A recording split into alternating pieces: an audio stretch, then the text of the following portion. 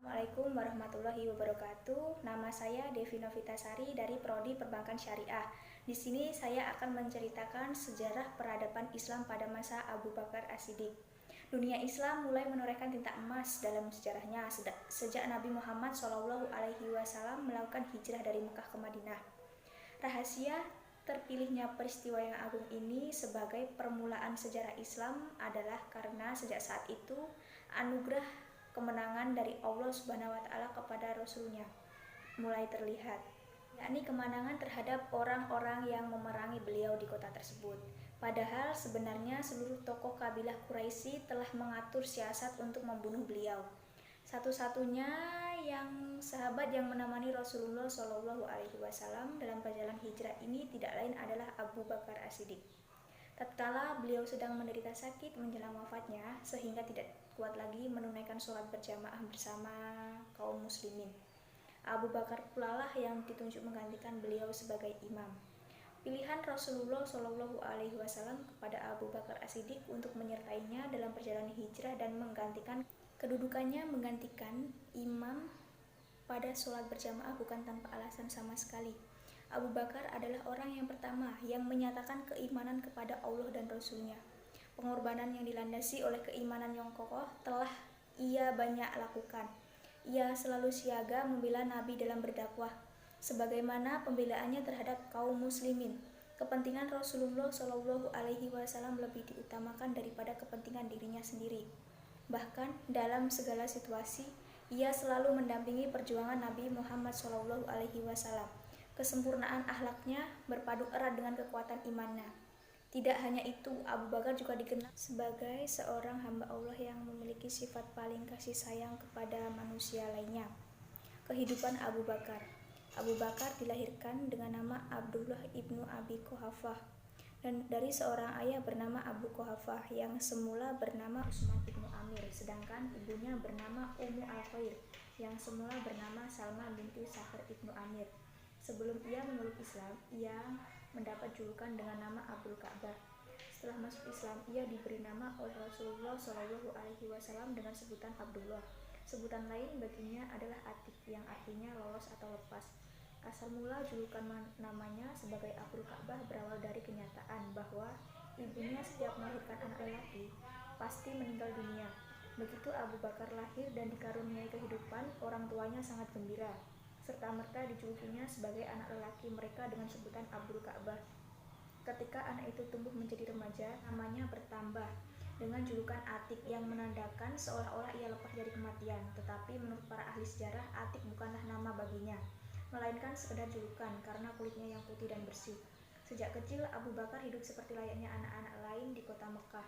Tatkala usianya menginjak masa dewasa, dia berdagang sebagai penjual kain. Sebagai seorang pedagang kain, Abu Bakar sangat berhasil dalam usahanya. Pada awal mudanya, ia menikah dengan Qutailah binti Abdul Uzza. Perkawinan ini membuahkan keturunan Abdullah dan Asma. Kelak setelah masuk Islam dan perkawinannya dengan Ummu Ruman binti Uwaimir, Abu Bakar memperoleh dua orang anak, yaitu Abdurrahman dan Aisyah. Ketika berada di Madinah, tidak hanya itu, dagangan Abu Bakar pun sangat maju dan memperoleh keuntungan sangat besar. Keberhasilan usaha dagangnya barangkali disebabkan oleh kepribadian dan akhlaknya yang mulia sehingga sangat disenangi orang. Setelah Rasulullah wafat, Abu Bakar menjadi khalifah yang pertama Khulafaur Rasyidin pada tahun 632. Ia bernama asli Abdullah bin Abi Quhafah.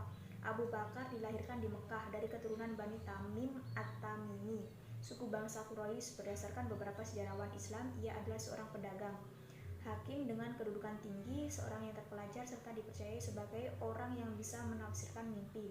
Abu Bakar, ayah dari Aisyah, istri Nabi Muhammad SAW, namanya yang sebenarnya adalah Abdul Ka'bah atau artinya hamba Ka'bah, yang kemudian diubah oleh Rasulullah menjadi Abdullah, artinya hamba Allah. Nabi Muhammad SAW juga memberinya gelar As-Siddiq, yang artinya berkata benar, sehingga ia lebih dikenal dengan nama Abu Bakar As-Siddiq.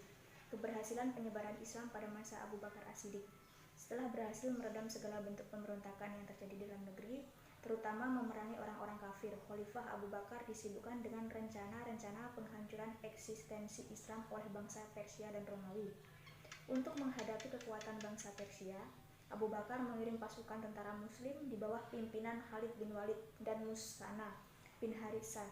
Pasukan muslim tersebut berhasil memenangkan beberapa pertempuran penting melawan bangsa Persia dan merebut beberapa daerah penting di Irak dari kekuasaan Persia.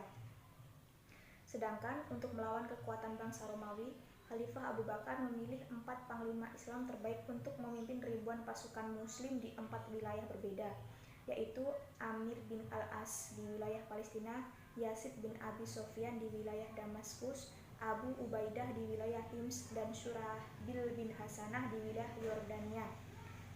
4 pasukan muslim itu dibantu pula oleh Khalid bin Walid yang bertempur di wilayah Syria. Ekspedisi-ekspedisi yang dilakukan oleh pasukan muslim untuk membebaskan wilayah Jazirah Arab dari tangan kekuasaan bangsa Persia dan Romawi terjadi dalam kurun waktu yang panjang. Tercatat, ekspedisi tersebut baru tuntas pada masa pemerintahan Umar bin Khattab. Dalam setiap peperangan yang dilakukan oleh pasukan muslim, Khalifah Abu Bakar bertindak sebagai panglima tertinggi tentara Islam. Keputusan-keputusan yang dibuatnya sangat berpengaruh terhadap pergerakan pasukan-pasukan muslim. Hal tersebut dari segi tata negara menunjukkan bahwa Abu Bakar As-Siddiq yang menjabat sebagai seorang kepala negara juga sekaligus sebagai panglima tertinggi angkatan bersenjata. Jabatan tersebut berlaku pada pemerintahan di zaman modern ini. Khalifah Abu Bakar berhasil menanamkan dan membangun kekuatan Islam dari berbagai bidang kehidupan. Di masa awal pemerintahan, Islam yang sebelumnya sempat goyah karena Nabi Muhammad SAW wafat. Abu Bakar As-Siddiq berhasil mempertahankan kesatuan umat Islam. Wafatnya Abu Bakar As-Siddiq. Wafatnya Abu Bakar pada tahun 13 Hijriah malam Selasa, 7 Jumadil Akhir pada usia 63 tahun, dan kekhalifahannya berjalan selama 2 tahun, 3 bulan, dan 10 hari, dan dimakamkan di rumah Aisyah di samping makam Nabi Muhammad SAW. Itulah yang dapat saya sampaikan. Saya akhiri. Wassalamualaikum warahmatullahi wabarakatuh.